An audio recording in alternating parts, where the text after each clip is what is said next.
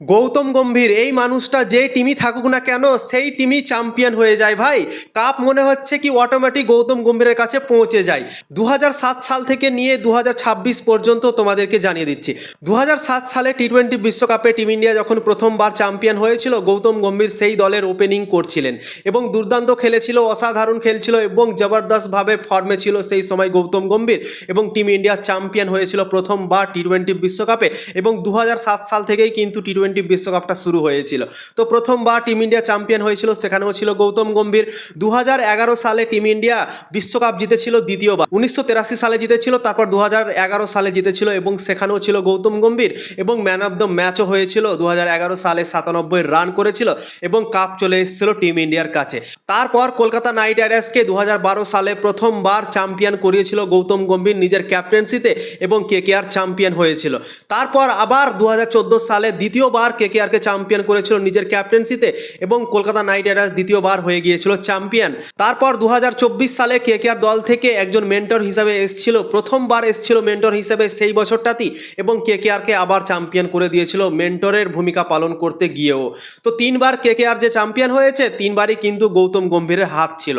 তারপর ভারতের দলে কোচ হয়ে গেল, ভারতের দলে কোচ হওয়ার পর চ্যাম্পিয়ন্স ট্রফি টিম ইন্ডিয়া খেললো, চ্যাম্পিয়ন্স ট্রফিতেও ভাই চ্যাম্পিয়ন হয়ে গেল আমাদের টিম ইন্ডিয়া এবং আইসিসি ট্রফি জিতে গেল। চ্যাম্পিয়ন্স ট্রফির পর টিম ইন্ডিয়া এশিয়া কাপ খেলতে গেল, এশিয়া কাপেও টিম ইন্ডিয়া চ্যাম্পিয়ন হয়ে গেল এবং গৌতম গম্ভীর সেখানেও ছিল ভারতের দলের কোচ। তারপর 2026 সালে টি-20 বিশ্বকাপ খেলতে গেল, ডিফেন্ডিং চ্যাম্পিয়ন। 2024 সালে যেহেতু জিতেছিল তো টিম ইন্ডিয়ার নামে ছিল ডিফেন্ডিং চ্যাম্পিয়ন। তো 2026 সালে টিম ইন্ডিয়ার হেড কোচ আছে গৌতম গম্ভীর এবং টিম ইন্ডিয়া আবার জিতে গেল বিশ্বকাপ, পর দুবার টি-20 বিশ্বকাপ জিতে গেল। তোমরা ভাবতে পারো, তো গৌতম গম্ভীর মনে হচ্ছে কি যে দলে থাকছে সেই দলই মনে হচ্ছে অটোমেটিক কাপ চলে আসছে। গৌতম গম্ভীরের ভাগ্য মনে হচ্ছে অনেক সুন্দর, জবরদস্ত ভাগ্য, অসাধারণ ভাগ্য, এবং গৌতম গম্ভীর যেখানে যেখানে থাকে, যেই দলে থাকে সেই দল মনে হচ্ছে ভাই চ্যাম্পিয়ন হয়ে যায়, অটোমেটিক কাপ চলে আসে। তোমরা নিজেই দেখতে পাচ্ছ 2026 সালে তো টিম ইন্ডিয়া জিতে গেল, চ্যাম্পিয়ন হয়ে গেল। এবার আমাদের লক্ষ্য 2027 সালের বিশ্বকাপ, ওডিআই ওয়ার্ল্ড কাপ।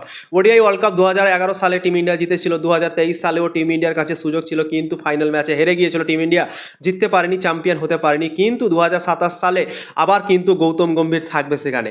তো গৌতম গম্ভীর যেহেতু কোচ থাকবে ভারতের দলের, এবং কিন্তু আবারও কিন্তু টিম ইন্ডিয়া চ্যাম্পিয়ন হতে পারে। গৌতম গম্ভীরের ভাগ্য অনেকটা ভালো, কাপের দিক দিয়ে, ট্রফির দিক দিয়ে ভাগ্য অনেকটা ভালো। তাই জন্যই বলছি ভাই 2027 সালেও টিম ইন্ডিয়া চ্যাম্পিয়ন হতে পারে এবং গৌতম গম্ভীরের কোচিংয়ে আইসিসি ট্রফি বারবার টিম ইন্ডিয়া জিততেই থাকতে পারে ভাই, এরকম দেখে মনে হচ্ছে।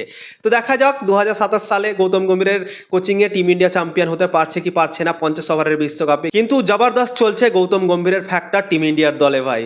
অসাধারণ লাগলো গৌতম গম্ভীরের একজন পারফরমেন্স দেখে। কিছু কিছু ডিসিশন গৌতম গম্ভীর নিয়েছে, সেই ডিসিশনগুলো হয়তো ক্রিকেট ফ্যানদের পছন্দ হয়নি, আমারও হয়তো পছন্দ হয়নি, এমন এমন ডিসিশনগুলো নেওয়া হয়েছিল তার তরফ থেকে। কিন্তু টিম ইন্ডিয়াকে চ্যাম্পিয়ন করার দিক থেকে কিন্তু গৌতম গম্ভীর কম নয়, এটা ভাই মানতে হবে, এটা সত্যি কথা ভাই। কঠোর ডিসিশন গৌতম গম্ভীর নিয়েছে বড় বড় প্লেয়ারদের ক্ষেত্রে, কিন্তু চ্যাম্পিয়ন করাচ্ছে দলকে, সেটাই সব থেকে বড় খুশির খবর আমার মনে হয়। তো গৌতম গম্ভীর যেহেতু একজন কোচ আছে এবং টিম ইন্ডিয়া চ্যাম্পিয়ন হয়ে যাচ্ছে, তো সেই জিনিসটা ভালো লাগছে ভাই। তো গৌতম গম্ভীর দারুণ পারফরমেন্স দিচ্ছে নিজের কোচিংয়ে এবং টিম ইন্ডিয়া হয়ে যাচ্ছে চ্যাম্পিয়ন আইসিসি ট্রফিতে।